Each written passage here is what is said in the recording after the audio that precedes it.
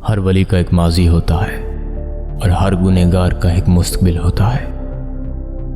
जिंदा रहना दुनिया की नायाब तरीन चीज़ है। ज़्यादातर लोग मौजूद हैं, बस कभी भी किसी से मोहब्बत ना करें जो आपके साथ ऐसा सलूक करे जैसे आप आम हों।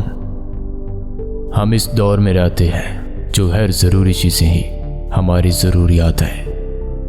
अपने दिल में मोहब्बत रखो, इसके बगैर ज़िंदगी ऐसे है जैसे सूरज के बगैर बाग जब फूल मर जाए।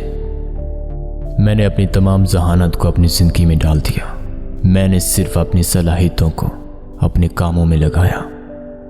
हमेशा मायूस से पैसे उधार ले, वो इसकी वापसी की तवक्को नहीं करेगा। ज़िंदगी पेचीदा नहीं है, हम पेचीदा हैं। ज़िंदगी सादा है और सादा चीज़ सही चीज़ है। अपने दुश्मनों को हमेशा माफ़ करें, इन्हें कोई भी चीज़ इतना परेशान नहीं करती है। मुझे अदाकारी पसंद है, ये ज़िंदगी से कहीं ज़्यादा हकीकी है।